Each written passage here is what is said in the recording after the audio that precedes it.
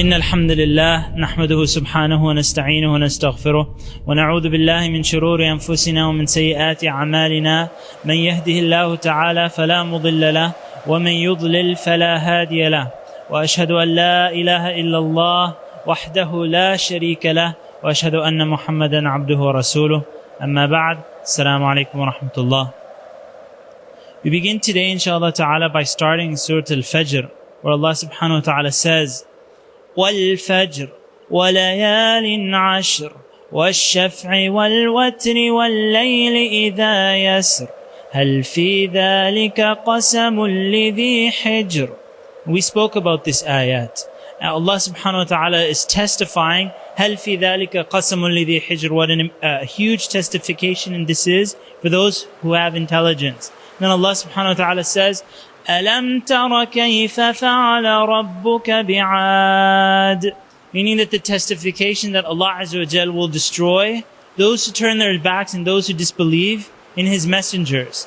And these are the examples.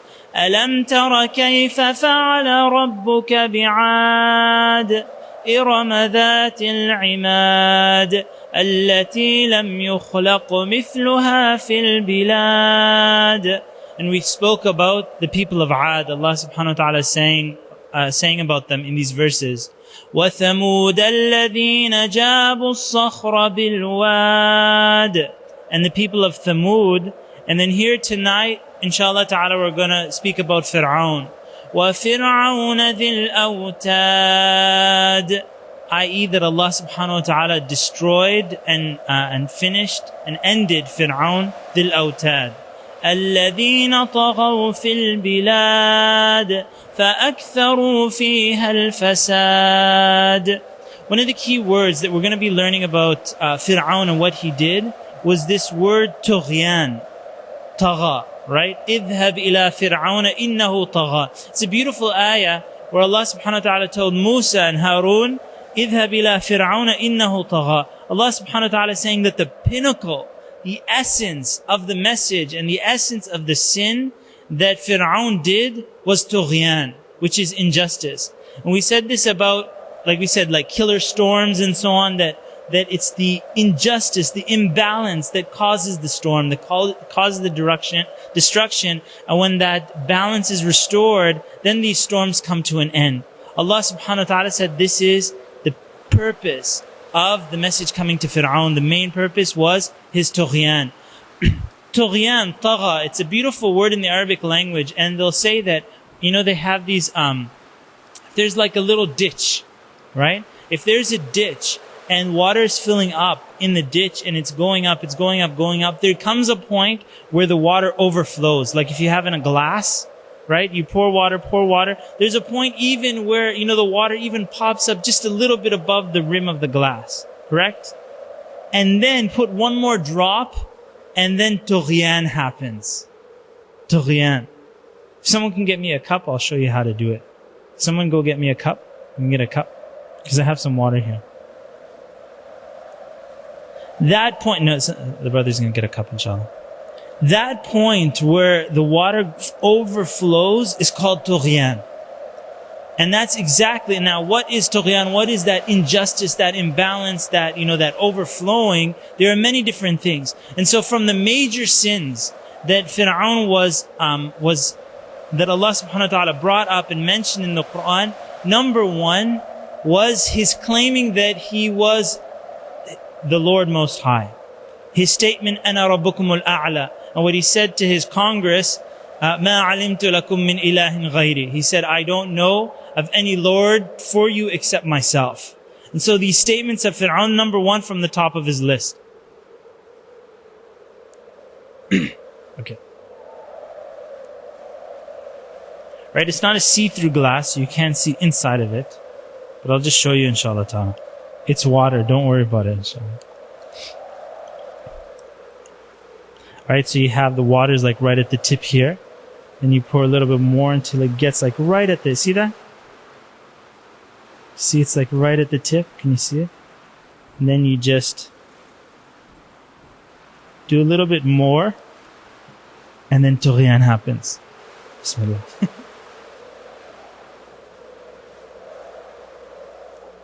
until balance is restored.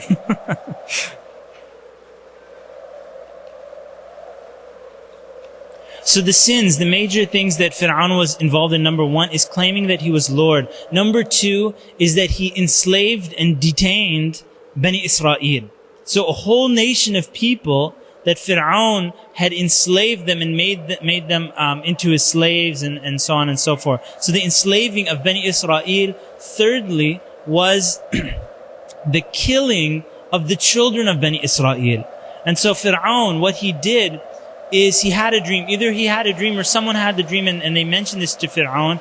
He had a dream that a fire had come from, like Philistine, that area, had come into Egypt, and the fire had killed away all the Qibt, the people of Firawn, their race. And so when they asked about it in the interpretation, they said that there is a child that's going to come from Bani Israel that's going to ruin your kingdomship and take away your empire. And so Firawn commanded that all the children who were born to Bani Israel, that they be killed. Now this is really, it's very cynical what Firawn, of his sins of the highest level, which you'll see repeated again and again, is his istikbar, his arrogance. His arrogance is mentioned in so many verses. His first commandment was that all the children of Bani Israel would be killed. But then if you think about it, if they're killing all the boys who are born, and all the the adults, the elderly of Bani Israel are dying, how many years before they've eradicated Bani Israel? If all the boys are being killed, and all the elderly people are dying out, then actually, it was his economists that went and spoke to him about this. They said, it's not financially smart to kill all their children. It's bad for business because your manpower will be lost. And therefore your empire will fall because you've enslaved Bani Israel. You're actually killing all of them. We need them as slaves. And so what Firawn did is that's a smart point. For economical reasons, Firawn changed the killing of Bani Israel's boys to not every year, but every other year. So this is the year that all the boys would be killed. This is the year that they're spared. Harun alayhi salam was born in the year that the children were spared. And the year when Musa alayhi salam was born, this is the year that they were going to kill the children. This is the year that they're going to kill the children. A lot of people, what I love about the story of Musa and Firawn in the Quran is that a lot of what we've spoken about so far, about Ad and Thamud and the Qawmi Lut, a lot of it actually is so beautifully given example of in the story of Musa and Firawn. And so I'll be taking concepts, repetition, things that you've learned and you've heard again and again and again. It's going to come up again in this story, and I'll be able to give you examples of things that you've learned, principles that you've learned, and show you how in this story that these tyrants, they're just repeating what the people that came before them did. And they will continue to repeat again and again and again. One of the key concepts that is repeated is, if you remember back where I spoke about the issue of the Mala and the Jamhur, which were the aristocrats or the noble of society, being that small group of people that run the affairs of everyone else. I gave an analogy of grasshoppers at that time. Grasshoppers and ants. That even though the grasshoppers might be fewer in number, but they can lead. If there was like grasshopper versus ant, the grasshopper would finish off the ant. But when you bring 1 billion ants against a grasshopper, can the grasshopper control 1 billion ants? The answer is yes, he can. Yes, he can. If he's smart enough and he uses these techniques, which Allah subhanahu wa ta'ala exposes in the Quran, the techniques of tyrants and what they use. The 3 techniques that we mentioned, and I added a 4th one, was, number 1, they use fear. Fear at the highest level. And that's going to be illustrated again and again in the story of Musa with Firawn. Secondly, is to use the technique and, to put people in their place so they don't move, is misconceptions. Misconceptions. That they'll take the issue of a prophet and then they will reframe his message to something that the people dislike.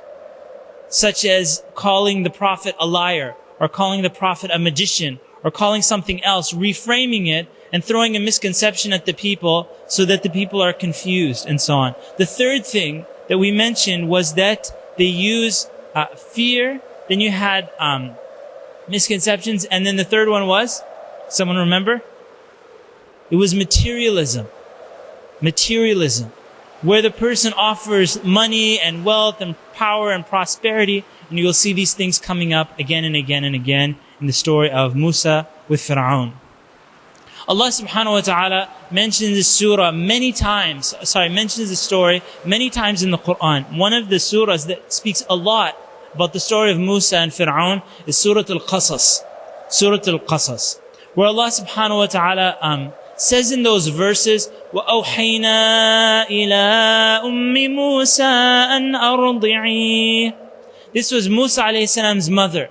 This is the year that they're killing the boys. Now, a lot of times when, like say FBI, CSIS or something like that comes knocking on your door, what do they say to you? They say, we just want to talk. Right? They're like, no, speak to my lawyer. No, we just want to talk. And they stick their foot in the door. They don't want to let you close the door and so on. Now, imagine if these agents were the henchmen of Firawn. They would be much more stronger physically. Like they're like criminals, the henchmen of Firawn. And they're not asking politely, and they're not saying, we just want to talk to you. What are they saying? They are barging into the house, searching if you have any children, or if any neighbors heard the crying of a baby in your house, and they will take that child and take their swords and they will chop the heads off your child. This is what they're doing. And Allah subhanahu wa ta'ala says, you know how when someone says, I have a big problem. I have a big problem. Well, how big is your problem? Oh, I have an exam coming up. Oh, you don't have a big problem.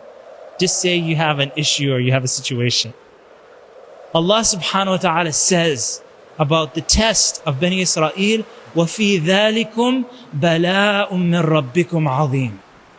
Allah subhanahu wa ta'ala says, and in this, it was a bala, a test from Allah subhanahu wa ta'ala, azim, an enormous test from Allah azza wa jal, that He tested Bani Israel with.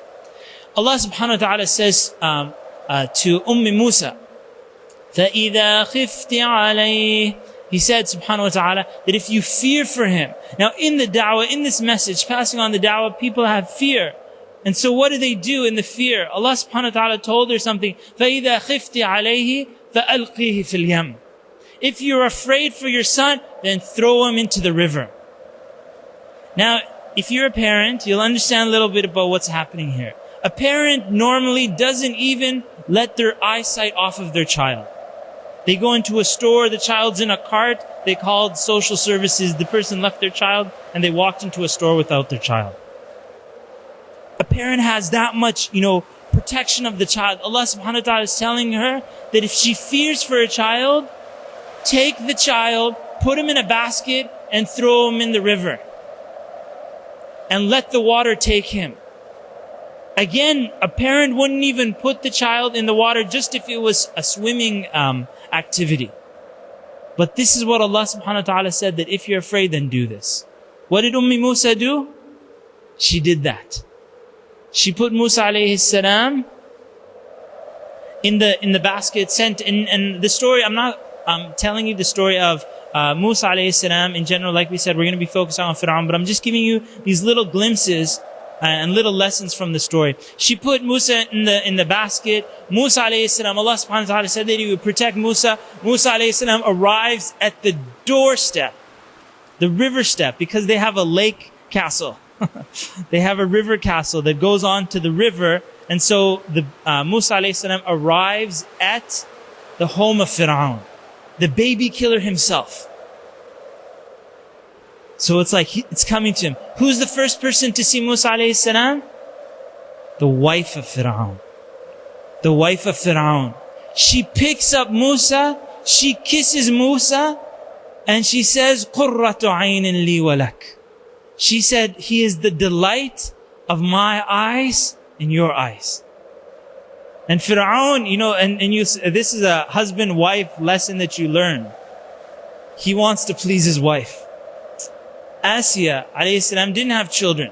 Wife of Firawn, she didn't have children, and this concerned her very much. She was very saddened by this, and now a child was brought to her doorstep. Now the love that, her love came out, and she wanted to protect Musa. And you'll see that she says, قُرَّةُ عَيْنٍ لِي وَلَكْ لَا تَقْتُلُوهُ.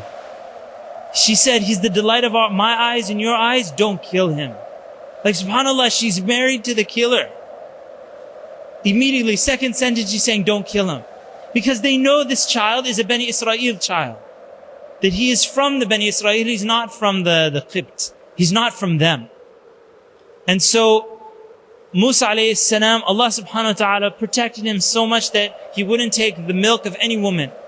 Until Musa's sister, she's following along, she's seeing what happened, and then she said, Allah subhanahu wa ta'ala says that she said, هَلْ أَدُلُّكُمْ عَلَىٰ أَهْلِ بَيْتٍ يَكْفُلُونَهُ لَكُمْ وَهُمْ لَهُ نَاصِحُونَ. She said, shall I not tell you of a home that will do kafala for him? Kafala and, nursing. And then Allah subhanahu wa ta'ala, the mother of Musa alayhi salam came, and immediately Musa alayhi salam took milk from his mother. And he's very happy. Firawn, seeing this, he's like, why is this so? How come no other woman that he would take milk from, but he takes milk from the wife of Firawn, this woman. And so she said in response to Firawn, she said that my milk is very sweet and my smell is very beautiful. All the children love me. And Firawn was happy with her response. And so he let her. So now look, she placed her trust in Allah subhanahu wa ta'ala, which is a theme that you will see when we ask the question, what saves a nation? When the fitna comes down upon them, what will save them? Placing your trust in the promise of Allah subhanahu wa ta'ala. A lot of times that statement, place your trust in Allah, people don't understand what that means. It means that if Allah subhanahu wa ta'ala promised something, even though in the here and now, you might not see that the promise is true. It might seem like, you're telling us that at a later time, some good is going to happen to the Muslims or some good is going to happen to Islam. We don't see that happening right now. And so what a person needs to do is have iman and tawakkul, which is belief in Allah subhanahu wa ta'ala and placing the trust that if Allah tells me He's going to do something for me, then Allah subhanahu wa ta'ala will fulfill what He promised that He will do. And that is tawakkul, and it saves the person. Allah subhanahu wa ta'ala says about Musa, فَرَدَدْنَاهُ إِلَىٰ أُمِّهِ كَيْ تَقَرَّ عَيْنُهَا وَلَا تَحْزَنْ. Allah subhanahu wa ta'ala says, فَرَدَدْنَاهُ إِلَىٰ أُمِّهِ, that we returned Musa to his mother. And Allah subhanahu wa ta'ala didn't say to her that, she's going to be, the nurse. Didn't explain the details. Allah subhanahu wa ta'ala just told, put him in the river. So we returned Musa to his mother, كَيْ تَقَرَّ عَيْنُهَا, so that it would be a delight for her eyes, وَلَا تَحْزَنْ, and she would not grieve. Because notice, even if Musa is in the home of Firawn and she's in the village, she's going to be very sad. What happened today? She wants to hear his news all the time. But if she's the nursing mother of Musa, she will always get to be beside him for the rest of his life. In the home of Firawn. Imagine, this is the nursing mother of Firawn's, the boy in Firawn's home. So what kind of special status does she get? She's living now in the castle. She's living in the castle and being treated with so much respect. And Musa alayhi salam, you'll see when he went to Madyan, for those who are familiar with the story, after he left Egypt and then he went to Madyan and then wanted to return 10 years later back to Egypt. And they said, Allah subhanahu wa ta'ala doesn't mention why he wanted to return, but he took his wife from Madyan and he said that we're returning back to Egypt. His desire to go back, to see his brother, to see his mother, to return back to his land where he grew up and so on. It doesn't mention the details of it, but this is, he would be able even to see his nursing mother. Allah subhanahu wa ta'ala says, فَرَدَدْنَاهُ إِلَىٰ أُمِّهِ كَيْ تَقَرَّ عَيْنُهَا وَلَا تَحْزَنْ. And then Allah subhanahu wa ta'ala says, وَلِتَعْلَمَ أَنَّ وَعْدَ اللَّهِ حَقٌّ. And so that she would know that the promise of Allah is the truth. وَلَكِنَّ أَكْثَرَ النَّاسِ لَا يَعْلَمُونَ. But most people don't understand, don't know this. And subhanAllah, there is It's very interesting. In Toronto, there is, if you've been downtown, some of you might know this, some of you might not know this. There's a castle in downtown Toronto. There's a castle in downtown Toronto. It's a huge castle on the top of a mountain. It's called Casa Loma. How many people have heard of Casa Loma? Only a few people. Okay, about 4 or 5 people. This castle is very famous in many of the movies that people see. This castle is used. It was like in the X-Men movie and so on and so forth. Their house was Casa Loma. It's in Toronto. What's interesting about Casa Loma, it took 3 years to build. It was built at the turn of the century. It was built in the turn of the century by a man who was extremely wealthy. You're talking about like mega millionaire at that time. He had like hydro. He brought like electricity to Toronto and all of these things. Financer, entrepreneur, all of these things. His dream was to live in a castle. His dream was to live in a castle. Go and read his story. It's very interesting.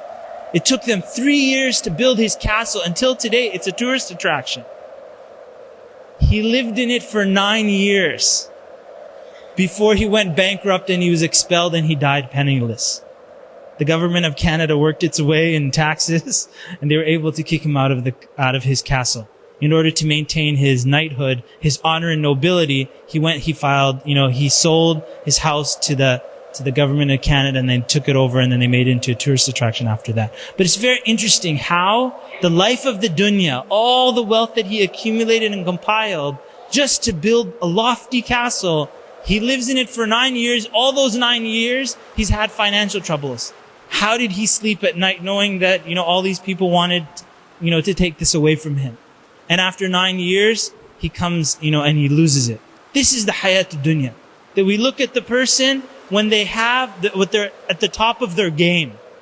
When someone is at the top of the game, when they're at the highest level of wealth, that's when we look at them. But how many of us look at them 5 years later on the decline?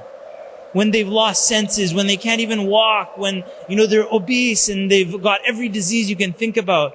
And, nobody's talking to them, their family has abandoned them and so on and so forth. Those are just a few years after the height. What do we do once that decline happens? They're like, oh, too bad. We go to the next person. Do you ever notice when there's someone who's very popular in the news, after 2-3 years, nobody hears about them anymore? Because they begin the decline and nobody cares about them anymore. They move on to the next person who's at the height of the game. And so Firawn was at his height in these verses. And Allah subhanahu wa ta'ala and Musa alayhi salam is telling Bani Israel that Inna al-arda lillah. That the land that that people covet and worry, so Inna al-ard, the land belongs to Allah subhanahu wa ta'ala. It doesn't belong to the kuffar. It doesn't belong to this person. It belongs to Allah subhanahu wa ta'ala. يُورِثُهَا مَن يَشَاءُ مِنْ عِبَادِهِ. He allows to inherit this land whomever He wishes from His servants. Subhanahu wa ta'ala. And so the person turns their trust to Allah Azza wa Jal. Musa alayhi salam, as he was growing up and he saw the injustices that were happening to his people. Again, Musa is from Bani Israel, and so he's not from the Qibt, even though he's growing up in the home of Firawn. And he sees the injustice again and again and again. A very interesting point and a very beautiful point was when Musa alayhi salam, he was once going out in the city and he saw one of the Bani Israel people in a fight with one of the Egyptians. So the person, Musa alayhi salam, was known to, support justice and, stand up for this. And so they called Musa alayhi salam, that Bani Israel person, he called Musa alayhi salam, come and help me. And so Musa alayhi salam is breaking up in the fight and got very angry. He hit the Egyptian person. He hit him so hard that he killed him. Now, that's giving you a little glimpse of Musa alayhi salam's strength. Musa alayhi salam's strength, that he hits a person once and he doesn't knock them out. He kills them. And so Allah subhanahu wa ta'ala immediately, Musa alayhi salam felt regret for this and did tawbah to Allah subhanahu wa ta'ala and repented to Allah Azza wa Jal. But nobody knew who had killed the person. Other than that, it was a crime punishable by death that an Egyptian would be killed. Nobody's allowed to kill the Egyptians. And that is punishable by death. The next day, Musa alayhi salam had done tawbah to Allah subhanahu wa ta'ala, and Allah forgave him. The next day, Musa alayhi salam saw the same person from Bani Israel fighting with another person from the Egyptians. And Musa alayhi salam said to him, "Innaka laghawiyyun mubin." He said, "You are like a very clear troublemaker. You're a deceitful person." And the beautiful lesson here, and then this person said to Musa, قَالَ أَتُرِيدُ أَن تَقْتُلَنِي كَمَا قَتَلْتَ نَفْسًا بِالْأَمْسِ. He said, do you want to kill me like you killed so-and-so last time, like yesterday? And so you can see even this person, he instigates fights. And yet he was from Bani Israel. And then the Egyptian who heard this, then the news went out that Musa was the one who killed yesterday. And then someone came to Musa alayhi salam and told them, إِنَّ الْمَلَأَ يَأْتَمِرُونَ بِكَ لِيَقْتُلُوكَ. The mala, again the word mala comes up. It comes up again and again and again in the story of Firawn and وَمَلَأَهُ. And his mala, his aristocrats, as we said, the grasshopper, the people that are leading that small group of people, the aristocrats, they started plotting to kill Musa alayhi salam. فَخْرُجْ. So they said, leave. What's interesting, a lesson that you learn from this is even though as Muslims, nobody, there's always, this thing that you have all good and all bad. All Muslims are good and all kuffar are bad, right? This maybe like a concept. But you see from Bani Israel, they were not all good. Such as this person who Musa alayhi salam said, you're the problem. Even though he was from his own people, he was the problem, this person from Bani Israel. And then you will see from Firawn's people, from the Egyptians, are they all bad? Are they all bad? They're kuffar, but they were kuffar, but were they all bad? No, Allah subhanahu wa ta'ala guided them. From the highest level of them was Asiya alayhi salam. And she was the wife of Firawn. And so it's not all in one sweeping generality that they're all at the same level. Asiya alayhi salam, Allah subhanahu wa ta'ala says, وَضَرَبَ اللَّهُ مَثَلًا لِلَّذِينَ آمَنُوا امْرَأَةَ فِرْعَوْنَ إِذْ قَالَتْ رَبِّ ابْنِ لِي عِندَكَ بَيْتًا فِي الْجَنَّةِ وَنَجِّنِي مِنْ فِرْعَوْنَ وَعَمَلِهِ وَنَجِّنِي مِنَ الْقَوْمِ الظَّالِمِينَ. Allah subhanahu wa ta'ala says, وَضَرَبَ اللَّهُ مَثَلًا. Allah subhanahu wa ta'ala gives the example, لِلَّذِينَ آمَنُوا. Is it for the believing women? No, it's for the believing men and women, all the believers, till the end of time. وَضَرَبَ اللَّهُ مَثَلًا. Their example is إِمْرَأَةَ فِرْعَوْنَ, the wife of Firawn. Because it doesn't matter who you're married to. You can be married to the most noblest person and you can be in hellfire.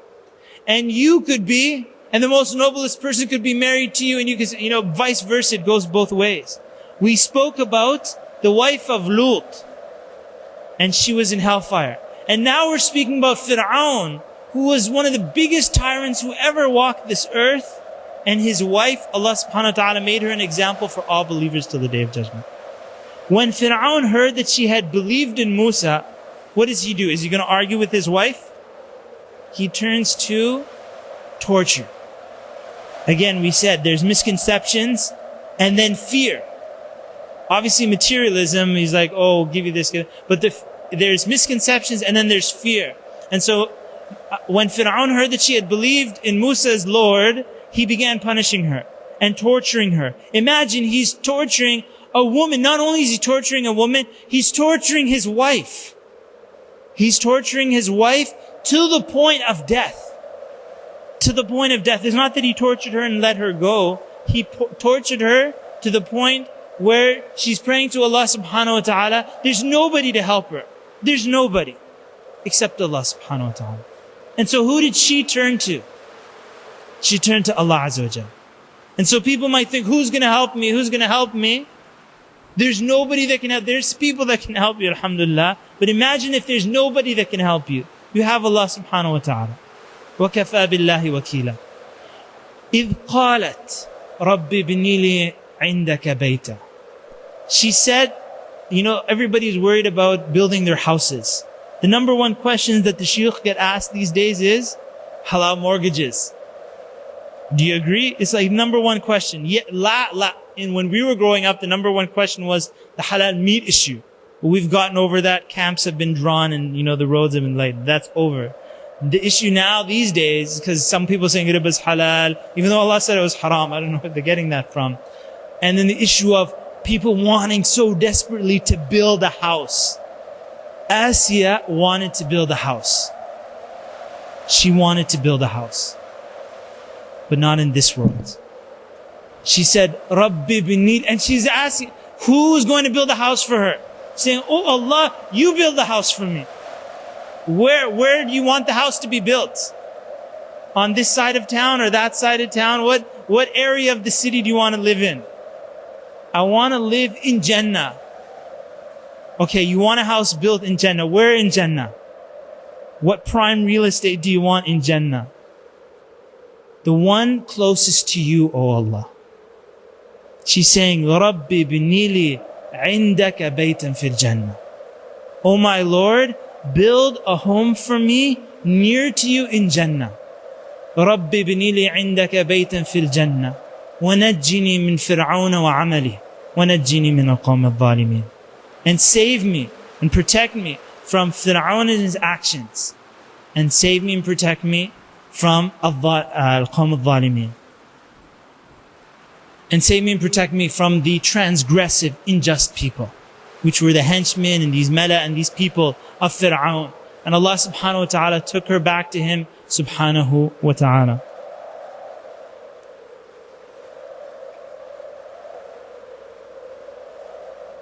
Musa alayhi salam, he left Egypt.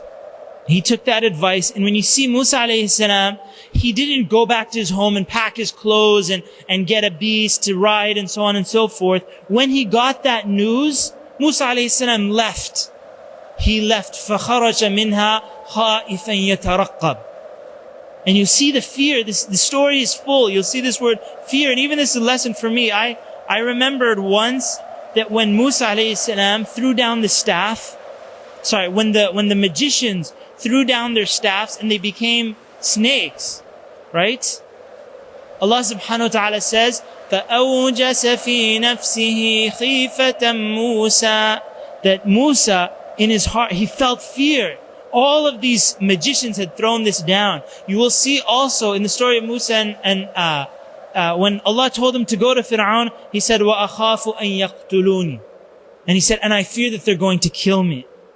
And you'll see Musa alayhi salam in this. Indeed, Firawn fear is his number one weapon. It's his number one weapon. It's no joke. How much fear he's playing. And this is Musa alayhi salam. When he left from that area, فَخَرَجَ مِنْهَا خَائِفًا يَتَرَقَّبْ. He left in fear. يَتَرَقَّبْ means that he's like turning his back, he's looking. Like muraqabah, that he's walking and he's looking in fear. He's walking and then he's looking. Are they following me? Are they following me? So with no food, with no preparation, with no riding animal, Musa alayhi salam just left like that. How long do you survive in such a situation? How long do you survive walking into the desert with no food, no clothing, not proper, you have no provisions. And so Musa alayhi salam, he went to a place near Madyan. And he's like collapsed. After all of this, the fear and the situation that he was in, and then he saw some people gathering at a water hole. He saw some people with their sheep and their livestock getting the water. And then he saw these two girls, these two women, and they were standing to the side. They were standing to the side and they weren't watering their sheep. And so even though Musa alayhi salam was in this situation and so tired, and he went to them and he asked them, why aren't you, taking your sheep to, because this business of tending to the sheep and taking them to the water and all is very difficult work. So you see, there's only men in that area. And he sees two women there, and they're not even allowing their sheep to go forward. And then the women said that they can't, push and shove with the men. They wait till the men finish, and then they try their best to get the water for their sheep. And so Musa alayhi salam said that I will get the water for you.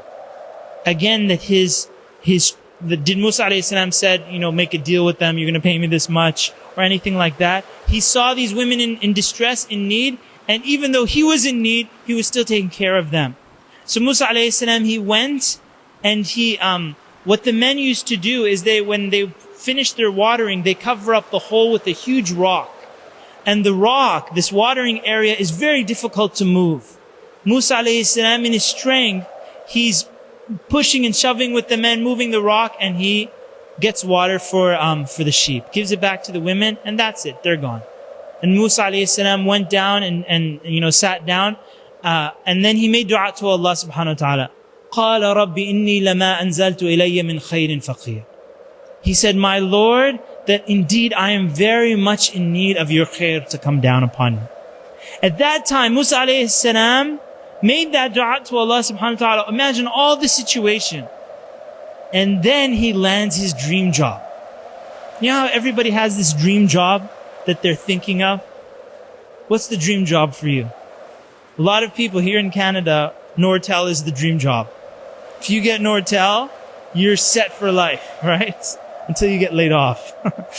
You're set for life if you got that Nortel job. In other places, it's working for Microsoft. In other places, they get this dream job. What happens when they get their dream job? What happens? They move into suburbia. Very far from the masjid. Not everybody. I'm not saying this is always the case. But in many times, things like this happen. I'm not saying this is the case. It's a ni'mah of Allah subhanahu wa ta'ala. It's a test. Allah subhanahu wa ta'ala gives the person the dream job. And with the dream job comes a big house somewhere in the desert. Or, in Canada or something like that. Somewhere out very far. Somewhere very far from it. They're being tested by Allah subhanahu wa ta'ala. It's peaceful. It's calm. There's no stress. What do they do with their life? They prepare. Musa alayhi salam, these girls, they came and they said, my father, he wants to, the father saw them. He said, how come you came back so early? And they said, this man, he helped us. He's a very strong man and so on. So he sent his daughters to go and bring this man. And so they brought Musa alayhi salam and they fed him. And then the daughter said, Ya abat istajir, inna khayra man istajarta al-qawiyyu al-amin. She said, oh my father, hire him. Istijara, like ajr. In fact, and here's a tip for you. When you say, al-ajru indallah. When someone says that to you, you get lots of ajr. You get lots of, the translation in English, you frequently get translated is, ajr means reward. But let me give you a more interesting translation for it. Ajr is rental payment. Ijara, if you have like a ijara contract, it's a rental contract. Ajr is a rental payment. And so what it is, when you say to someone, you get the ajr from Allah subhanahu wa ta'ala, it's as if you are doing this action. Allah subhanahu wa ta'ala requested this action, almost like Allah is renting you. Do this action and I will give you such and such. And so you do the deed, you pray Fajr, you pray Dhuhr, you pray Allah subhanahu wa ta'ala promises you Jannatul Firdaus. This is your ajr for the work, O my slave. This is the slave and this is the rental work that the person is doing. Do this and Allah subhanahu wa ta'ala promises you this. And so it's interesting that when you place your trust in Allah subhanahu wa ta'ala, this came to my mind. I'm just going to share it with you. A lot of times people are like, I'm not going to pray until I understand the purpose. People like that, they're like, I'm not going to wear hijab until I understand the purpose of hijab. Okay, how much are you studying? They're like, what do you mean studying? How many halaqah? Because you're saying you're not going to do it until you understand the purpose. Are you really searching out the purpose? And if you look at that concept, the person says, I'm not going to obey Allah until I first understand the purpose. Why would Ibrahim alayhi salam kill his son Ismail at the commandment of Allah Azza wa Jal if he had that same principle? I'm not going to kill my son until Allah reveals to me the purpose of killing my son. This would be the same mentality, but that's not what Ibrahim alayhi salam did. Ibrahim alayhi salam said, Inni ra'aytu fil manam, he said to his son, Inni ra'aytu fil manami anni athbahuka, fanzur madha tara. He said, I saw in my dream that I'm slaughtering you. Fanzur madha tara. What's your opinion about this? Ismail alayhi salam, young boy, but he used to be a prophet of Allah subhanahu wa ta'ala. He said in response, قَالَ يَا أَبَتِ افْعَلْ مَا تُؤْمَرْ. He said, oh my father, this is the da'i. He's telling his father, oh my father, do what Allah commanded you to do. And so who are we to say to Allah Azza wa Jal, we're not going to do what you commanded? Ya abat if'al ma tu'mar. He said, oh my, and it's not go and do what Allah commanded you. The commandment is that he be killed. And so he's saying, Ya abat if'al ma tu'mar, satajiduni insha'Allahu min as-sabirin. He said, you will find me, insha'Allah, God willing, from those who are patient. I will be patient to what Allah subhanahu wa ta'ala is commanding you to do. Subhanallah. And so now you see, we were talking about the purpose. I'm trying to rewind here. What was I saying? Trying to get back on track. Okay, the ajr. Inna khayra man ista'jarta al-qawi al-amin. That the best person to do ijara, to hire, is al-qawi al-amin.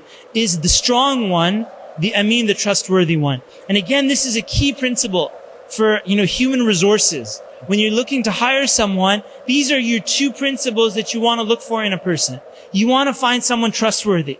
And this is like the number one thing that everybody's talking about. Integrity is what they call it. Integrity. How can you hire someone who has 10 PhDs and can make you $1 billion if the person has no integrity, and after he makes you $1 billion, he's going to steal the $1 billion himself? When you have the example of Enron and many other companies playing with the numbers and stealing.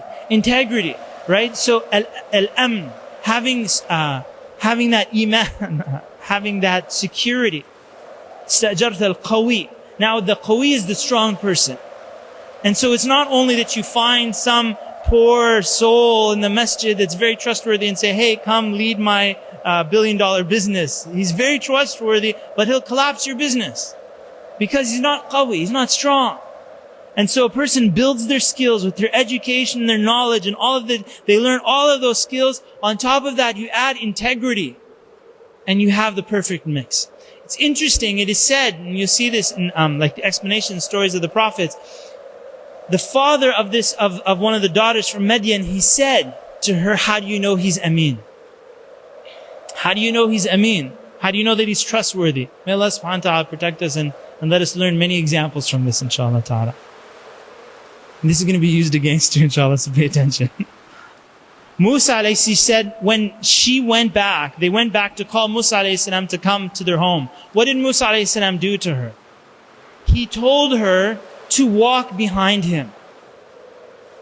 He told her to walk behind him. Now she's the one leading the way. But she would just throw a rock in this direction, throw a rock in that direction, and you go in this direction or go in that direction. Why did he do that? Alayhi salam. So that he wouldn't walk behind a woman and her body would be showing. Her clothing would show and so on and so forth the whole time, and he's not married to her. This is not his mahram. And he's a prophet of Allah. And so he said, I'll walk with you, but you walk behind me. So that to protect her modesty and to protect her and so on and so forth. From this, she concluded that this was a person of integrity. This was a person of amn. And so she said to her father, hire him. And so her father hired him. And so he landed the dream job. It's like 8 years or 10 years that he would work with him and that he would marry one of his daughters. So normally people in their list is they want to get the job and then they want to get married. These are like the dreams. You tell a person, what are your number one goals? Number one, land the dream job. Number two, get married. And sometimes they're reversed. Right? Get married and then land the dream job. But no one will marry this person, so they have to get the dream job first and then get married. In one night, Musa alayhi salam made this dua to Allah subhanahu wa ta'ala. And in that night, he was offered the dream job, a place of relaxation, a place of calm, a place where he would, every night he's sleeping under the stars, preparing for this mission that Allah subhanahu wa ta'ala would send him on. And he got married to such a righteous woman. And this was the wife of Musa alayhi salam. After about 8 years, between 8 or 10 years, Musa alayhi salam had that desire built up in him. Allah subhanahu wa ta'ala placed in his heart the desire to return back to Egypt. And subhanAllah, as you see this built up, that Allah subhanahu wa ta'ala had prepared Musa. Allah subhanahu wa ta'ala says, when Musa alayhi salam, when Allah Azza wa Jalla spoke to Musa, Allah Azza wa Jalla says in the Quran, وَاصْطَنَعْتُكَ لِنَفْسِي. وَاصْطَنَعْتُكَ, sana'a is manufacturing. Sana'a is manufacturing. So if you have a manufacturing plant, it's like a masna'. It's a masna', a manufacturing plant. You take one product, you put the ingredients in together, and it comes out something else. Allah subhanahu wa ta'ala said to Musa, وَاصْطَنَعْتُكَ لِنَفْسِي, that I manufactured you for myself. That Allah subhanahu wa ta'ala, all of these tests, all of the preparations, everything that he had been through, Allah subhanahu wa ta'ala is manufacturing all of these gifts that Musa alayhi salam had been given so that he would be that servant of Allah subhanahu wa ta'ala. And that Allah Azza wa Jalla had a mission for Musa alayhi salam. When they're traveling through the desert, Musa alayhi salam, it's very dark. Obviously there's no street lights, there's nothing like that. It's just the darkness. And then they went to Turi Sayna.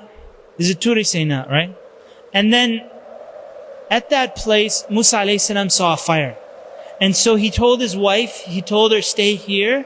I'm going to that fire. Either I will get directions from that area, or I will, get one of the embers, like take one of the flames and come back and, we can benefit from that.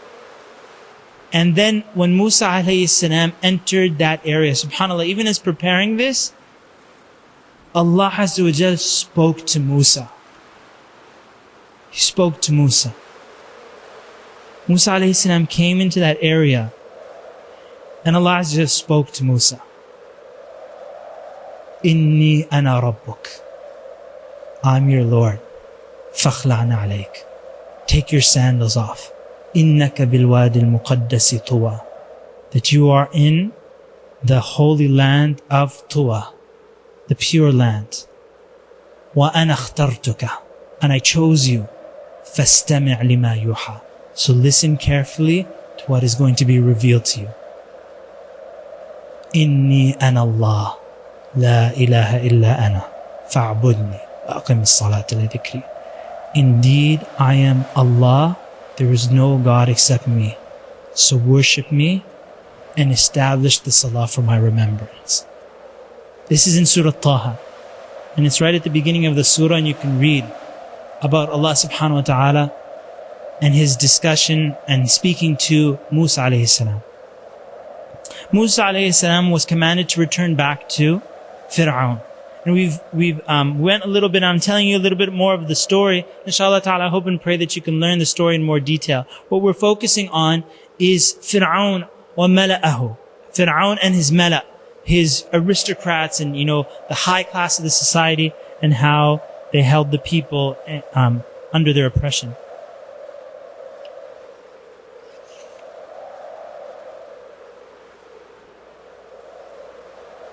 The staff of Musa alayhi salam, the staff, Allah, he had a staff in his hand. Allah subhanahu wa ta'ala says, وَمَا تِلْكَ بِيَمِينِكَ يَا Musa. What's in your hand, O Musa? It was in the discussion. Allah subhanahu wa ta'ala told him to throw it down. He threw it down, it became a snake, and then he became afraid, and Allah subhanahu wa ta'ala told him not to be afraid. In this, and you'll see even, there's so many lessons that you can learn. Allah subhanahu wa ta'ala, it's like a pretest. That this staff of Musa alayhi salam is going to be used to turn into a snake later on. And Allah subhanahu wa ta'ala is showing Musa alayhi salam the strength of what he has in his hand from that time.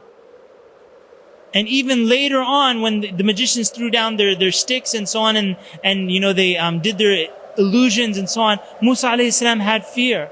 And Allah subhanahu wa ta'ala told him, don't fear, and throw down your staff. And it became a snake. And it swallowed all the other snakes.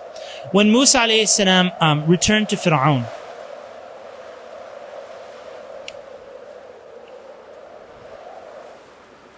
the dialogue, when a person wants to give da'wah, and this is a beautiful point to mention here. A lot of people, when they want to give da'wah, you tell the people, learn the Quran and teach the people Quran. People and the youth, and I'm sure in other places as well, North America, we grew up like this, thinking that the Quran is only for people who believe in the Quran. That the message is there, like it tells you, pray, fast, and so on. And you're not going to listen to it until you actually believe in the Quran. So how are you going to believe in the Quran?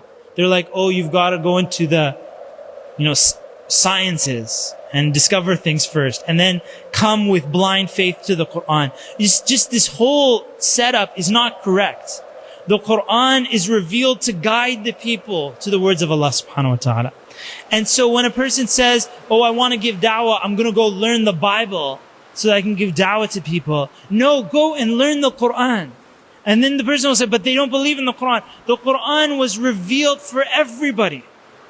And it is kafa, it is enough for you to take that Quran, learn the lesson. So you would wonder, how is that possible? And here's a beautiful example of this. You meet someone who, let's say for example, they're a Hindu. They worship other gods other than Allah subhanahu wa ta'ala. They worship multiple gods. And you're thinking that, oh, I need to go to the Hindu scriptures to learn about this so I can give them da'wah. In the Quran, how many people were mushrikeen? Ad, Thamud, Firawn's people, they're worshipping Firawn. You had idolaters and the mushrikeen of Mecca. They all worshipped idols. All these verses are revealed to guide them to Allah Azza wa Jal. To guide them to them. And so you will see that Musa alayhi salam, in his dialogue with Firawn is using different techniques. In one of the techniques, he calls Musa a magician. In one of the techniques, he says to Musa that he's going to throw him in prison if he doesn't stop this. And he uses these techniques, and you will see how Musa alayhi salam responds to each one as it comes. It's interesting because I can keep going on and on. There we still have the story of the magicians, the story of, the 9 signs of Allah subhanahu wa ta'ala, the parting of the sea, and there's lots that's there. I just hope inshallah ta'ala that when I just mention, the story of the magicians, hopefully you understand what I'm talking about when I say the story of magicians. The magicians, when Musa alayhi salam came to Firawn, and he started the dialogue. It's very interesting, the techniques Firawn used against Musa alayhi salam. Brother, you want to move up inshallah ta'ala? You're tired? Okay, no problem inshallah. Khair, inshallah. So, Musa alayhi salam, when he went to Firawn and he said, he said, I'm the messenger of Allah, and arsil ma'ya bani Israel. Let Bani Israel go with me. Now let them go. Like they're in enslavement. I want to take Bani Israel and we're going to leave Egypt from here. We're going to move out. So now, Firawn starts using techniques again. Using techniques against Musa alayhi salam. Of these techniques, he says to him, Alam nurabbika fina walida. Didn't we raise you as a young child? So now you'll see, if you've ever tried, you grew up in a community, and then later on you grew older, you studied Islam, then you go to the community and try guiding the people to Islam. They're like, who do you think you are? You're just a little bacha growing up in this community. They're like, we changed your diapers. And now you're coming and telling us what Islam is? We knew Islam, before you were born. It's a technique. That's not the truth. That the fact that you changed this person's diapers doesn't mean that you have the truth and this person doesn't. But it's a technique that you'll see even Firawn used against Musa alayhi salam. He said that, weren't you the little boy that grew up in our house? And so he's trying to humiliate him. He's trying to show what the position is. So he's using the sarcasm and humiliation. He's also saying to Musa, right at the very beginning, he's saying, didn't you kill someone? And he said, and killing is kufr. And you see, even in the verses, Allah subhanahu wa ta'ala, Firawn said this to him. He said, وَقَتَلْتَ نَفْسًا. Right? He said, you killed someone, and then you were one of the kuffar. It's just like, how can you come and tell me what religion is, what iman is, when you yourself murdered someone, and that's disbelief. That is kufr. So you can see right from the beginning, the smear campaign, Firawn, intelligent in the dunya sense, he's bringing all these points to humiliate Musa, using sarcasm, using, putting him down, and putting his favors. Didn't we raise you? Weren't you the one we gave this to them? You gave, and now you're coming to tell us? Musa also had the label placed on him. In Firawn, in one ayah, Firawn says to his mala, as soon as Musa is speaking, he's like, listen to this guy. First thing he said, Ala tasma'un, right? He's like, listen to what he's saying. And then Musa is telling him about Allah and Rabbul Mashriqi wal Maghribi and so on. And then Firawn is saying, Inna rasulakum alladhi ursila ilaykum lamajnoon. He said, the Lord that has been sent to you is crazy. They've lost their mind. And we've seen this repeated again in other verses. Firawn called him, Ma anta illa min al-musahharin. Ma anta illa basharun mithluna. You're just a human being like us, and you're just someone who practices magic. Just someone that practices magic. And this is like day one of his da'wah to Firawn. The techniques, we said the fear tactics.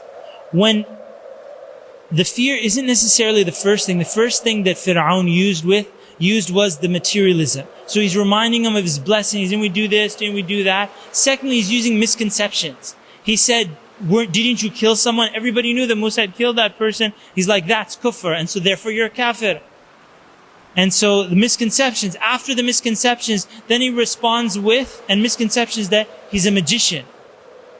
As soon as Musa a.s. threw down his staff, and everybody saw, it was, and then he pulled his hand out and it was completely white. So it wasn't black magic.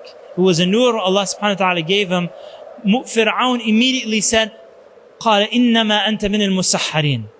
He said, you're one of the magicians. Immediately. And then Firawn said, not only did he say that, but he said that you've come to change the people's religion and take them out of their land. So he said that your agenda and your intentions, they just flip it. If you've ever seen Muslims when they go on trial in these joke trials that happen, a Muslim gets detained, they'll say this person is, they're being charged for fraud. And they're like, what happened? They're like, their check bounced. They're check bound. They went to a grocery store one time and they didn't have enough money in their account. And so they're being expelled from the country because of, financial fraud or something like this. Big words, but they just play things around. There was one brother, I think, he was recorded on file. They have this in the court papers and they used it against them that he said Allahu Akbar. And you're thinking, okay, so? They said because he said Allahu Akbar, therefore, he's planning some terrorist attack. They're like, do you realize what we say in the adhan? Do you realize what we say in every movement of our salah? But then they take that word and then they say, they just turn it around and they'll say every time someone does a suicide bomber, they say Allahu Akbar. So any Muslim who says this word, this is a sign that they're training for such actions and so on. Misconceptions. And then the mala, they just pass this around so much so that, and I remember there was in a security place, one brother, this is in California, they had instructions that if anybody says Allahu Akbar in public, they would shoot him on sight. Because they would assume that this person is about to do some suicide mission or something like that. So be very careful and start giving more da'wah so you educate the people about these things. Misconceptions, and this is what Firawn is doing. And then finally the fear. When he saw, as each point, Musa a.s., if you see what Musa a.s. is saying, all his statements are full of wisdom, full of hikmah, full of guidance of Allah subhanahu wa ta'ala. Firawn's statements are like swear words. Oh, he's a magician. Oh, he's crazy. Oh, he's this. He's not saying anything intelligent. And so, Firawn, it was actually against the law that anyone would worship other than Firawn. You'd be imprisoned. If you went and got a different idol, you'd be in big trouble. So he said, لَإِنِ اتَّخَذْتَ إِلَهًا غَيْرِي لَأَجْعَلَنَّكَ مِنَ الْمَسْجُونِينَ. If you take any other Lord other than me, I will make you one of those who are imprisoned. And this is a very famous tactic in many Muslim countries around the world. That's step number one. If you don't listen to government or this tyrant or that tyrant, jail is number one on the list. Jail is number one on the list, and then it moves on to other things. When they have people that don't listen to what they want.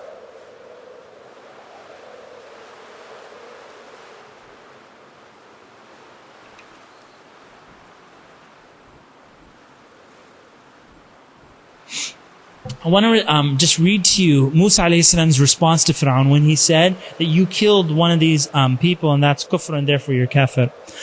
Musa alayhi salam said, قال فعلتها إذا وأنا من الضالين ففررت منكم لما خفتكم فوهب لي ربي حكما وجعلني من المرسلين وتلك نعمة تمنها علي أن عبدت بني إسرائيل.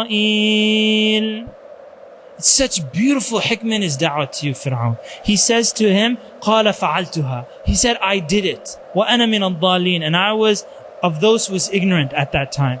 وَأَنَا مِنَ الضَّالِينَ فَفَرَرْتُ مِنْكُمْ لَمَّا خِفْتُكُمْ. So I ran away from you when I feared you. فَوَهَبَ لِي رَبِّي حُكْمًا. So Allah gave me as a gift, hukmah, right? This, religious knowledge and, right judgment of affairs in this prophethood. Allah subhanahu wa ta'ala made him a prophet. فَوَهَبَ لِي رَبِّي حُكْمًا وَجَعَلَنِي مِنَ الْمُرْسَلِينَ. And made me one of those as the appointed messengers of his. وَتِلْكَ نِعْمَةٌ تَمُنُّهَا عَلَيْهِ. And he said, and this is a past favor, تَمُنُّهَا عَلَيْهِ. Like when you give someone a gift and then you tell the person, didn't I give you this? Didn't I give you that? It's not generosity when you do this. And now he's reminding him of these favors to say to him, وَتِلْكَ نِعْمَةٌ تَمُنُّهَا. Is because of this past favor, is that why you enslaved Bani Israel? Is that the reason that gives you the right to enslave Bani Israel? Showing that it has nothing to do with the issue. So he answered his issue and then brought him to what they're really discussing here. وَتِلْكَ نِعْمَةٌ تَمُنُّهَا عَلَيَّ أَنْ عَبَّدْتَ بَنِي إِسْرَائِيلَ قَالَ فِرْعَوْنُ وَمَا رَبُّ الْعَالَمِينَ. And then Firawn, then the dialogue goes into who is the Lord of the worlds. And then Musa alayhi salam explains who is the Lord of the worlds. After Musa alayhi salam said that, one of the things that Firawn also said to him, again, misconceptions, he said, قَالَ فَمَا بَالُ الْقُرُونِ الْأُولَى. He said, what about the nations that came before? This issue of, the nations that came before, again, you will see this coming up again and again and again. There was one sister, she converted to Islam and reverted to Islam, and I asked her about her parents, whether she felt bad to leave the religion of her forefathers and so on, and then she said, no, my parents don't worship, they're just like no religion type people. And that's interesting. Here in this city, that's like 20% of the population. Their parents have no religion that they're worried that they're going to change the religion of their forefathers. It's a very big point with people. They want to become Muslim, but they're like, but I'm going to be changing the religion of my forefathers, the religion of my parents and their parents and so on and so forth. They would keep bringing this up, and we saw this with multiple nations that Allah subhanahu wa ta'ala destroyed. They'd say, oh, we don't want to change the religion of our forefathers. So Firawn said this, قَالَ فَمَا بَالُ الْقُرُونِ الْأُولَى. He's saying it in front of everybody. What about the nations that came before? Because Musa alayhi salam, they used to worship idols, they used to worship, human gods and so on and so forth. So if you said they're in hellfire, then everybody's going to, and they are, everybody's going to say that, oh, you know what, this religion is, we're not going to follow Musa because he's insulting our fathers, insulting our heritage. And now Musa he can't lie and say that, oh, you know what, they were on guidance.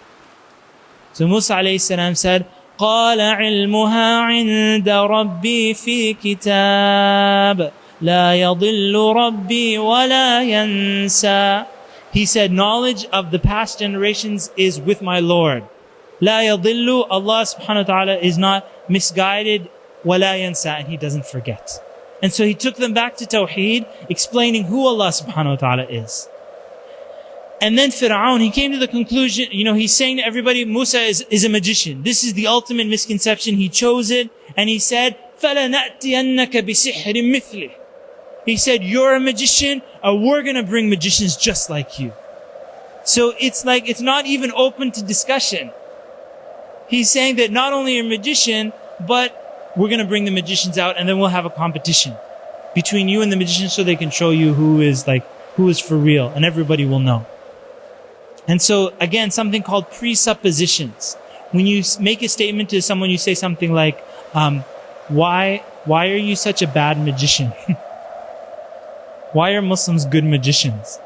What does that presuppose? It presupposes that Muslims are magicians, they're just playing tricks. right? And if you say, well, Muslims are, and you try to answering that question, why are Muslims so violent? And if you start answering the question, you've already made the mistake. You say, let me ask you this question, why are Muslims so violent? And you'd say, well, in order to understand why Muslims are so violent, you have to first, you're already assuming the question. They call it a loaded question. Meaning you're already being labeled by the way the question is being said. Right? And it's a propaganda technique.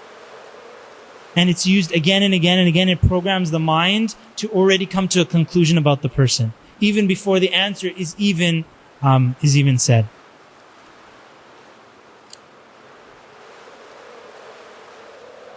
The magicians at the time of Firawn were very high status people. Right? If this was a magician, you're talking about, they are in aristocrat society level. Right? They're at the highest level. And when they came to Firawn, they said to Firawn, if we win, right? We'll, inna lana la ajran in kunna nahnu al-ghalibin. They said, are we going to get some sort of reward? So the materialism factor. So now and you will see, in fact, the magicians, Musa alayhi salam gave da'wah to them before the competition. He said, وَإِحَكُمْ لَا تَفْتَرُوا عَلَى اللَّهِ كَذِبًا. He said, woe to you, don't make a lie against Allah. Because they know they're just doing like this magic, and so there should be no lie.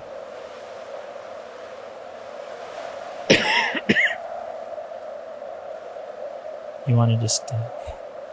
I'm very sensitive. You give them the papers, inshallah ta'ala. Khali. Wazziha.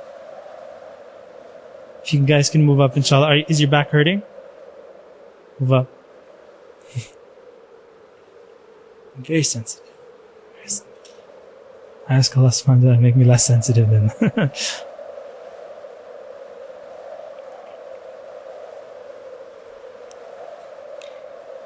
Yeah, the paper that's going around, that's for the masjid mailing list, correct? Shaykh Abdurrahman? It's for the masjid mailing list? Okay, so for future programs, inshallah ta'ala, if you'd like to be informed about what's going on in the masjid here, inshallah ta'ala, that's the list that's going on.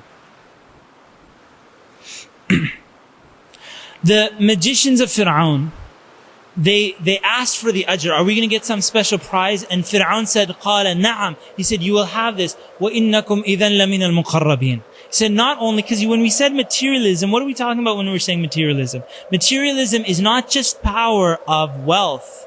It's power of, like political power. That you would have high status. That you'd be able to do things and say things. So Firawn is saying to them two things. Number one, yes, you will have a huge prize if you win. And number two is that I will bring you even closer to me. So they will get even higher status in the kingdom of Firawn. And so with these things, Musa alayhi salam is now up in competition against these magicians. The magicians, subhanAllah, we learned the lesson. Again, we said perish nations. We've been speaking about nations that Allah subhanahu wa ta'ala destroyed. One of the worst people in the kingdom of Firawn were the magicians. They misguided everybody.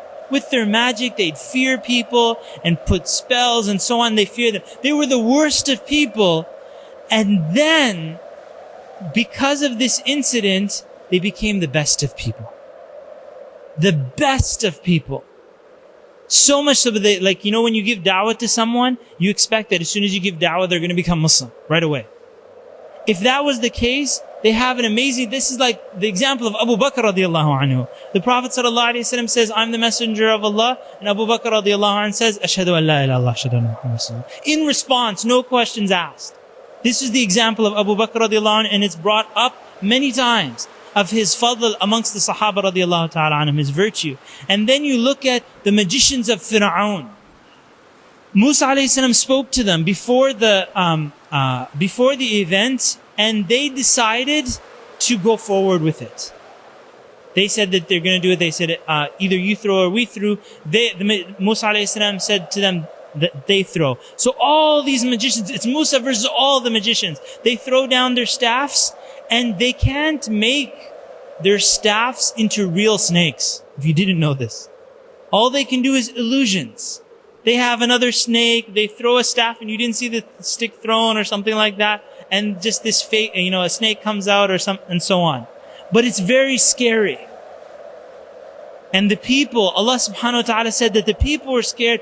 Musa alayhi salam was scared at that incident. He had fear. فَأَوْجَسَ فِي نَفْسِهِ خِيفَةً مُوسَى قُلْنَا لَا تَخَفْ. Allah subhanahu wa ta'ala says, we said to him, don't be afraid.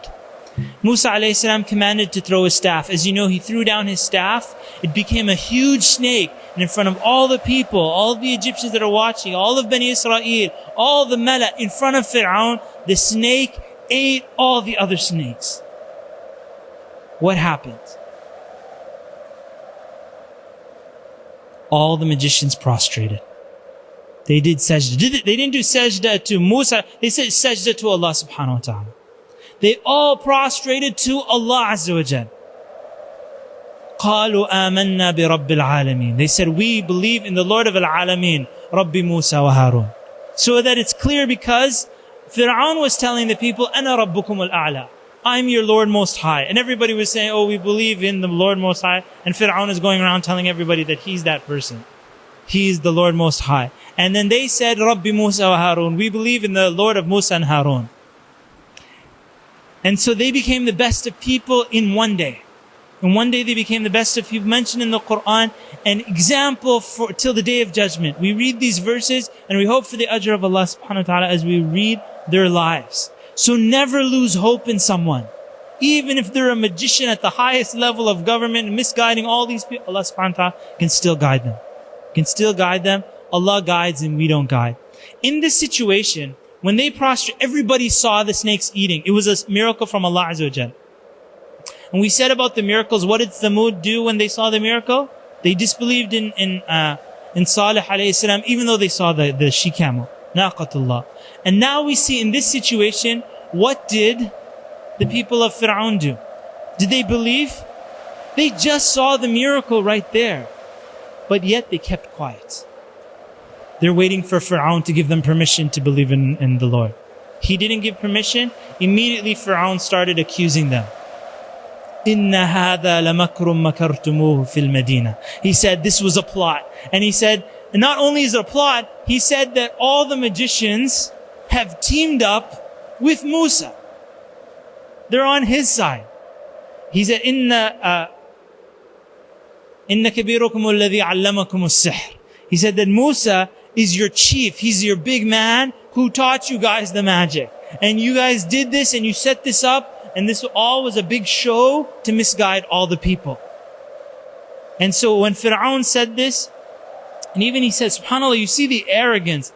قَالَ آمَنْتُمْ لَهُ قَبْلَ أَنْ آذَنَ لَكُمْ. He said, have you believed in him before I gave you permission? Like, look at what he did to them. He enslaved them. They're not even allowed to believe in something until he gives them the permission to believe in something. And you'll see even, subhanAllah, the mushrikeen in Mecca, like when Bilal radiallahu anhu became Muslim, they were like, how dare he become Muslim without getting our permission first? He's our slave. How dare our slaves have their own say and their own opinion of what they believe in? And they tortured Bilal radiallahu anhu because of that.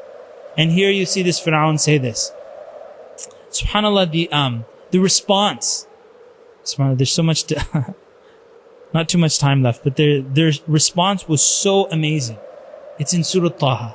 I hope inshallah ta'ala you go. If we don't get time to finish it today, go into Surah Taha and recite what the magician said to Firawn. There's different statements of response that they said to Firawn. One of the key things they said to Firawn that we don't care about what you're going to do. We don't care. They said, فَقْضِ مَا أَنْتَ قَاضٍ إِنَّمَا تَقْضِي هَذِهِ الْحَيَاةِ الدُّنْيَا. They said, make your judgment because you're not a judge. You are only a judge of this life. You're only a judge of this life. And so whenever, someone's worried, oh, I'm going to go to jail. Oh, this is going to happen. What can they do to you? They can only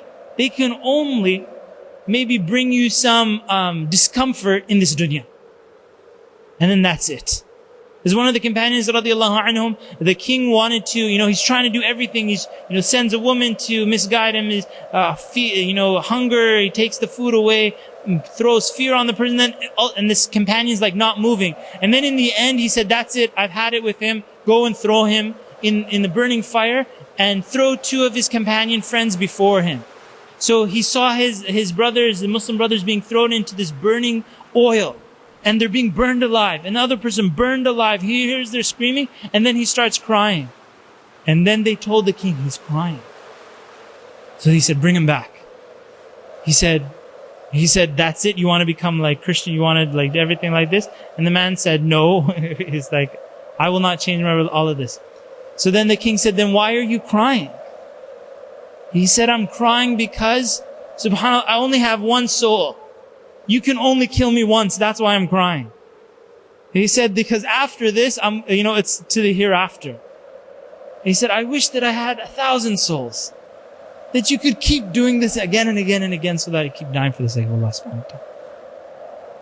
And then the king said, there's no hope with these people.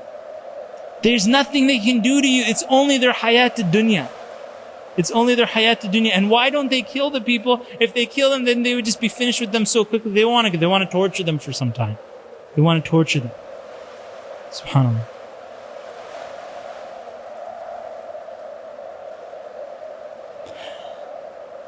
The tunnel vision. One of the things Firawn, when everybody started, this talk. Now, the Egyptians did not believe in Musa, even though they saw the sign. They decided instead to follow Firawn. What was the consequence of that? They drowned with Firawn. When Allah subhanahu wa ta'ala brought the sea back together, that was their end. And had they believed in Musa alayhi salam, they would have had a different end, an end in Jannah. But they were cowards. Allah subhanahu wa ta'ala says, فَاسْتَخَفَّ قَوْمَهُ فَأَطَاعُوهُ. That Firawn deceived his people and they believed him. They're not courageous people. They're like slave mentality. Anything Firawn tells them, yes sir, whatever you say sir, yes boss, just let us know. And then they followed that.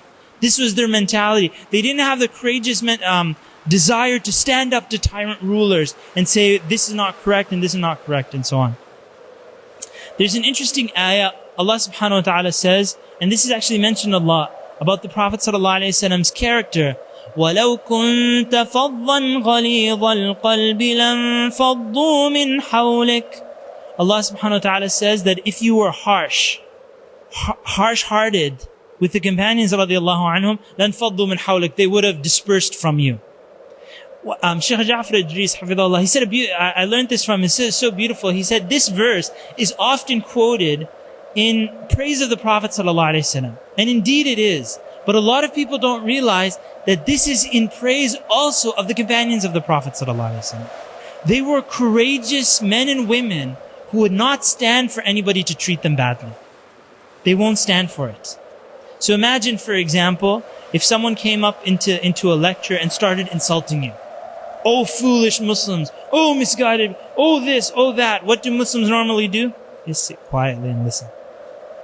As if like they're in detention and this is the principal giving them, the beating with the stick. And they just sit quietly and then nobody says anything. But then you have another group of people, if someone spoke up like that, and I've been in communities, usually it's in America, African American communities, you get a speaker who speaks like that, they're not going to stand for it. Someone will speak up during the lecture. They will speak up during the lecture and they will not allow for someone to speak to them like this. And usually there's a mismatch. Sometimes you have an Arabic speaker, African American community, and there's a crisscross of like cultures. And this is, even from the nobility of the people, they're not allowed for a speaker to speak badly of them like this. Do you see what I'm saying? The companions radiallahu anhum, in their high character, would not allow someone to speak like this. And so similarly, if someone is harsh-hearted in their da'wah, they can get a following of people. Of people who have feeble minds and are not courageous. Slave mentality. They'll just listen to the boss. It is possible to get followers like that. But followers who are courageous and stand up, that even though the person said this, they say, we disagree on this issue or we disagree on that issue. And it's, in respect that the person, just to be courageous. Move forward. Firawn, as everybody started saying, the Lord of Musa, Rabbul Alameen, and so on. Firawn is like, subhanAllah, almost like he's looking out for the people. And he says to them, مَا عَلِمْتُ لَكُم مِّنْ إِلَهٍ غَيْرِي. He's like, I don't know of any other Lord for you except me. And then so he said Haman is his prime minister. Haman is the prime minister of Firawn. He said, Ya Haman ibni li sarhan. لعلي إيش؟ أبلغ الأسباب أسباب السماوات فأطلع إلى إله موسى وإني لأظنه كاذبا. He said, so even Firawn is saying like, okay, let's take this scientifically, let's take this logically. Haman, build for me a huge tower so that I will climb the tower and I will look in the heavens. And I'll see if this God that Musa alayhi salam is claiming is true or not. And so he's a reasonable guy, right? How long does it take to build a tower like that? A good 20 years before it's built, right? Ibni li sarha, like make this sarha, make this huge tower, and then I will look and then I'll see there's no God here, and everybody above the clouds, there's no God there. And then he's trying to be scientific. This is like, subhanAllah, tunnel vision, like blindness. And even Firawn, he already has his hypothesis. وَإِنِّي لَأَظُنُّهُ كَاذِبًا مِنَ الْكَاذِبِينَ. I already assume him to be one of the liars. And subhanAllah, even when Haman, you will see that Allah Azza wa Jal frequently mentions Firawn and Haman. Haman is like the prime minister. And he's like, right beside Firawn, and Firawn will say something, and he's telling, let Musa and his people go. And Haman will say, أَتَذَرُ مُوسَى وَقَوْمَ لِيُفْسِدُوا فِي الْأَرْضِ وَيَذَرَكَ وَآلِهَتَكَ. He said, are you gonna just let Musa go and his people, and he's going to spread corruption in the land, and he's going to humiliate you and your idols. And Firawn's like, that's what I was thinking. They can't let them go. They have to kill them. And so you see that initially they let the 9 signs that Allah subhanahu wa ta'ala sent Musa with. 9 signs. Someone know the 9 signs? في 9 آيات. In 9 signs. Who knows it? You have to say all of them. All of them, one shot. Okay, ready for this. O ye who take notes. O ye who take notes. Those who don't take notes, how will you ever learn this? Al-asa, al-yad, as-sinin, naqs min al-thamarat. So those are 4. And I learned this from someone very special. Al-asa is the staff of Musa alayhi salam. Al-yad, his hand. It wasn't black magic. It was a nur that Allah subhanahu wa ta'ala put in his hand so everybody would see. It's from Allah subhanahu wa ta'ala. As-sinin. As-sinin is that they had like a drought that came to them. Sinin is drought. Is that translation? Okay, at-tufan is coming up. As-sinin, like a drought. Naqsu min al-thamarat. Their economic situation went down. The economy's bad. Economy's bad. Their economy went down. Their thamarat, their fruits, they were not bearing fruit the way it was before. So there's 4 there. At-tufan. At-tufan was the flooding. Al-jarad, Allah subhanahu wa ta'ala sent locusts amongst them. Right? So even when a person has a crop, how can they protect the crops from the locusts? The locusts destroy crops. Al-jarad, al-qummala, which was the lice. The lice, Allah subhanahu wa ta'ala inflicted them with lice. So you're talking about like sicknesses. Usually when people get lice, they're like, oh, you know what? West Nile. Nobody attributes things to Allah subhanahu wa ta'ala, or they return to Allah. Everything is medicine, medicine, medicine. What kind of medication do we need, and this and that. And so al-jarad, al-qummal, they had the qummal, the lice came to them in their heads. Al-dafadi', the frogs. They were infested with frogs. They were infested with frogs. Al-jarad, al-qummala, wal-dafadi'a. And when we say this, these are signs from Allah subhanahu wa ta'ala. It's not just that they had frogs. It's a sign from Allah Azza wa Jal. What kind of frogs? What kind of lice? What kind of naqsu min al-thamarat, the crops not coming out? Qummala, wal-dafadi'a, wal-dama. And the blood. Their water was turned to blood. Ayatim mufassalat. Allah subhanahu wa ta'ala sent these ayat. If Firawn is not going to allow Bani Israel to leave, then this is what's coming to them. Until finally Firawn, Allah subhanahu wa ta'ala says that he told Musa alayhi salam, ask your Lord to make this go away. And subhanAllah, even they asked Musa, make dua to your Lord that this will go away. I thought you didn't believe in his Lord. And now they're telling Musa that, we've been cursed by you and your people. Ask your Lord, and then if you do this and it goes away, then we'll let you go. And then reluctantly they let them go. And then when they let them go, then they sent their henchmen out there like, we can't let them spread mischief to our neighbors. So we gotta extradite them again, right? They gotta go to their neighbors and go and kill them somewhere else. And then they chased them after that, planning to slaughter all of them at the sea. Sallallahu alaihi wasallam.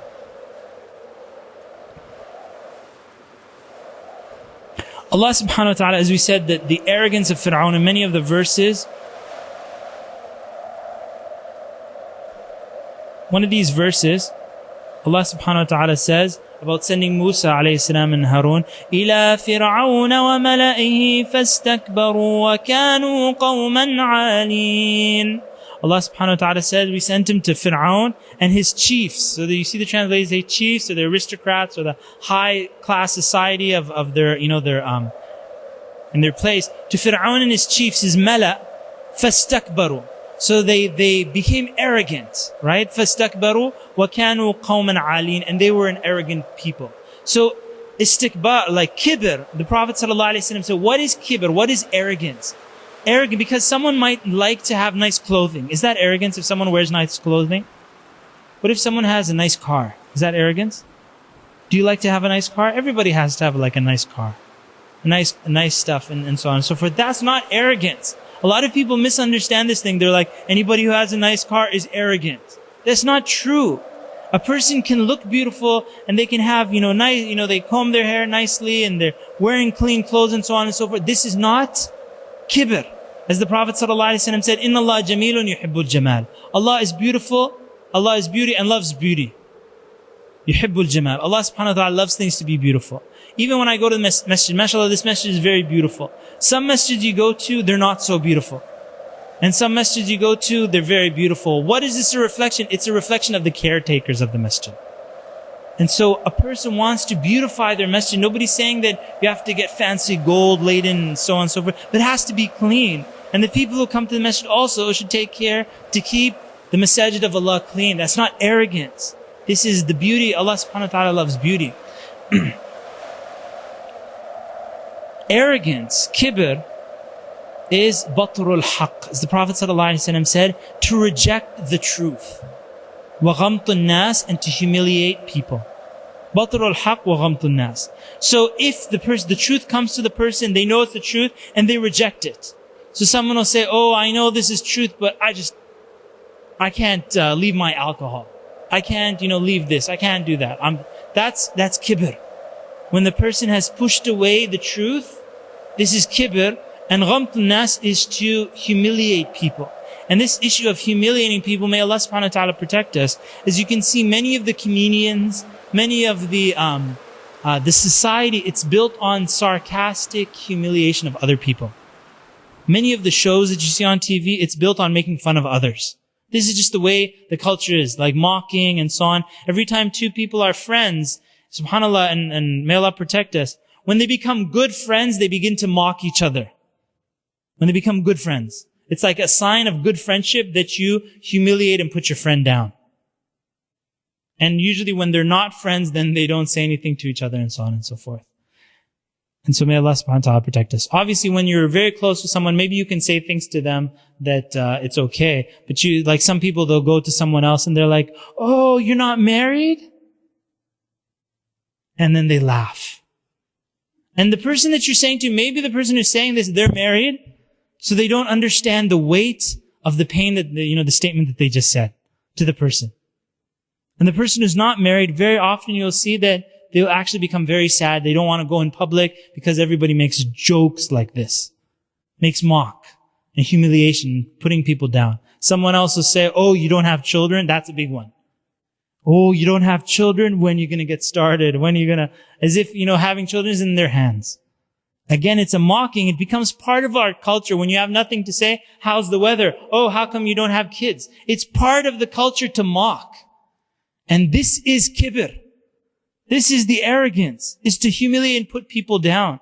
And again, it might not be that intense, but it's definitely leading on to the kibr. May Allah subhanahu wa ta'ala protect us. This is Firawn wa mala'ihi. There's an interesting point about Firawn.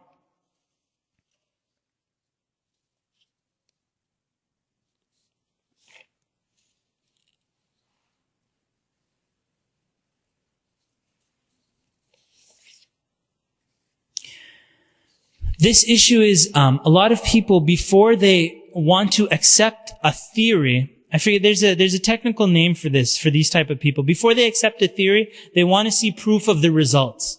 So, for example, you want to listen to, of course, you're asking someone who has experience in something. So you want to ask you want to make $1 million. Who do you ask? Do you ask the person who has no money, how do you make $1 million? No, you don't ask this. Right? You ask the person who's made $1 million already to give you advice. Sometimes the advisors might not necessarily know, they themselves might not necessarily have reached $1 million status, but they know the techniques of those who have done, and they've become expert in how it's done, and they can benefit the person. Now, understand this. There is like religious people, or they claim this is religion, they're like, we're not going to follow religion until we see the results of the benefit of that religion. So say, for example, secularists. Secularists, a person who is saying that, let's separate, the masjid from the government. Let's separate the church from the government. Let's separate any of Allah's laws from the laws that we make. And then they look at the results of this. And they say, the result of this is prosperity. Look at North America. They're like, Alhamdulillah, we separated church and state, or as they say. And look at the results of this. Now, Firawn, I want you to understand that this is faulty logic. Because one of the key mistakes that they're making is that they are looking at the results of the present day. Remember that example I told you, the guy who built the castle in Toronto? You can go visit it. How long, if you looked at him, you would have said, this is the true religion. But he lost it 9 years later. And then what are you going to say? This is not the true. No, you're not going to say this is not the true religion. You will go jump to someone else who is at the peak of their material gain and think that this is what Allah subhanahu wa ta'ala is guiding to. It is not the measurement. Is you see how much money did Firawn have in comparison to Musa? Is there any comparison in the money? Like, we're talking about like gold coins here. There's no comparison. Firawn had much more money than Musa. Who was on the truth? It was Musa alayhi salam. Firawn said to his Congress, all these gathering of the Mela is all there, and he's saying to them, Alaysa li mulku Misr. He's like, doesn't the dominion of Misr, the dominion of Egypt, doesn't it belong to me? Alaysa li mulku Misra wa hadhihi al-anharu tajri min tahti. Afala tubsirun? He said, doesn't the dominion of Egypt belong to me? And aren't these rivers flowing from underneath me? He's like, it's just flowing from underneath. He's like, أَفَلَا تُبْصِرُونَ. Can't you see? It's illogical. I've got the money, so I'm on the truth. And Musa doesn't have the money, so therefore, and then Firawn's continuation, أَمْ أَنَا خَيْرٌ مِّنْ هَذَا الَّذِي هُوَ مَهِينٌ وَلَا يَكَادُ يُبِينٌ. Am I better? Or is this, this low person, maheen, like has no money? وَلَا يَكَادُ يُبِينٌ. Firawn, and as the scholars mentioned, he arrogantly claimed that the rivers flow from underneath him. So Allah subhanahu wa ta'ala made the sea flow from on top of him. Allah subhanahu wa ta'ala, just like He made that statement, Allah Azza wa Jal punished him and humiliated him in the way that he was claiming that all of these things seem to belong to him. Musa alayhi salam made a dua to Allah subhanahu wa ta'ala. He said, إِنَّكَ آتَيْتَ فِرْعَوْنَ وَمَلَأَهُ زِينَةً وَأَمْوَالًا فِي الْحَيَاةِ الدُّنْيَا رَبَّنَا لِيُضِلُّوا عَنْ سَبِيلِكَ.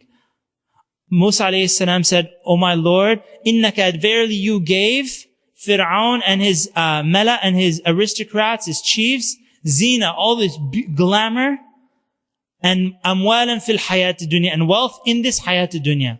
Rabbana, O my Lord, and with that money they are misguiding from your path. Rabbana fatmis ala ish amwalihim washdud ala qulubihim. Musa alayhi salam said, "Oh Allah, that, to extinguish that wealth that they had, and close them, فَلَا يُؤْمِنُوا حَتَّى يَرَوْا الْعَذَابِ الْأَلِيمِ." Because they're never going to believe until they see the grievous punishment. When the sea parted for Musa alayhi salam, from Firawn's arrogance, when the sea parted, you're wondering, why did Firawn continue into the sea? If he knew, this is Musa, this is a sign from Allah subhanahu wa ta'ala. The sea parted, and Bani Israel was able to escape. Firawn, in his arrogance, he said, "Look, I opened the sea so that you may chase them and kill them in the sea." And so he told his people to follow them into the sea. Out of his arrogance. And because I always wonder this, I said, why did they continue? If they saw the sign of Allah subhanahu wa ta'ala, they should stop and hold back, but they didn't. They continued into the sea, and after Bani Israel and Musa alayhi salam, after they had left from the sea, Allah subhanahu wa ta'ala commanded the sea to close down upon them. And Firawn umalahu, as Allah subhanahu wa ta'ala says, فَمِنْهُمْ مَنْ أَغْرَقْنَا. And from the people and the nations that Allah subhanahu wa ta'ala destroyed, minhum, from them, Allah drowned them. فَمِنْهُمْ مَنْ أَغْرَقْنَا. From them, Allah drowned them. Of these people that Allah subhanahu wa ta'ala destroyed through drowning was Firawn and his mala. In conclusion, inshallah ta'ala, we'll conclude what is there to protect a person during these times of fitna. Anytime you feel a fitna, and subhanAllah, the story of Musa and Firawn is very detailed in the Quran, and there's so many lessons. These issues that we're living in today, the issue of terrorism, being labeled as terrorists, the issue of people being detained. Bani Israel, you're talking about a whole nation that was detained by Firawn. These issues that are coming, the issues of playing propaganda and mixing words and saying this is because of this and that is because of that. All of these things, you can learn about it in the story of Musa and Firawn, and how Musa alayhi salam combated this against Firawn. The advice Musa alayhi salam gave to his people is the advice that I'm sharing with you right now, inshallah ta'ala. We conclude with this. قَالَ مُوسَى لِقَوْمِهِ اسْتَعِينُوا بِاللَّهِ وَاصْبِرُوا. He said to his people, استعينوا بالله واصبروا. Place your trust in Allah. And we spoke earlier what it means to place your trust in Allah. It is Allah subhanahu wa ta'ala is promising, hold firmly to this deed, and the conclusion, like 9 years later, wallahu alam when it'll be, will be for you. So when everybody, at the moment, something happened on the news, something happened, everybody's flipping and hearts are flipping and everybody's being misguided, and there's no support for the believers, realize that this moment is going to change, and in the end, it will be, the reward will be, and the success will be for the believers. Ista'inu billah wasbiru, and be patient. During that time, don't think that these special places in Jannah come to a person just like, Madyanan. It's not free. It is something very precious with Allah subhanahu wa ta'ala, and so the person has to work very hard for this. And may Allah subhanahu wa ta'ala protect us. We see the way Bani Israel was tested. We haven't been tested anywhere near to the way they were tested. And of course, the dua of Musa alayhi salam. In all of these issues, you will see that Musa alayhi salam is raising his hands to Allah subhanahu wa ta'ala, making dua to Allah azza wa jal. And so, there's a verse. This is the last verse. Inshallah ta'ala, I'll conclude with this. وَمَا كَانَ اللَّهُ لِيُعَذِّبَهُمْ وَأَنْتَ فِيهِمْ وَمَا كَانَ اللَّهُ مُعَذِّبَهُمْ وَهُمْ يَسْتَغْفِرُونَ. Allah subhanahu wa ta'ala said to the Prophet sallallahu alayhi wa sallam, وَمَا كَانَ اللَّهُ لِيُعَذِّبَهُمْ وَأَنْتَ فِيهِمْ. That it is not that Allah would punish them while you are amongst them. وَمَا كَانَ اللَّهُ مُعَذِّبَهُمْ وَهُمْ يَسْتَغْفِرُونَ. And Allah will not punish them. The punishment will not come down upon them so long as they continue to ask forgiveness from Allah subhanahu wa ta'ala. When that ceases, when that comes to an end, and the people stop making dua to Allah subhanahu wa ta'ala, stop asking istighfar, they become arrogant and tyrannical, this is when the punishment of Allah subhanahu wa ta'ala comes at an appointed time. Nasallallahu al-afiyah. Jazakumullah khairan. This comes to the conclusion of our parish nations. There's no halaqah tomorrow, next week. That's it. It's finished. If you'd like to actually get the videos for this, if you missed the earlier part, you'd like to get the videos, there's a website that I have. It's called successinislam.com. Successinislam.com. If you go on the website, you can sign up. I send out like a email hadith every week. And also on that same list, whenever there's like lectures and so on, I post the audio. I post up the videos or the audios and the notes that I have. So you see me, I have these notes with me. They're printed, the Word document. How can you get a copy of this? Get on the mailing list, inshallah ta'ala. Successinislam.com. Jazakallah khairan.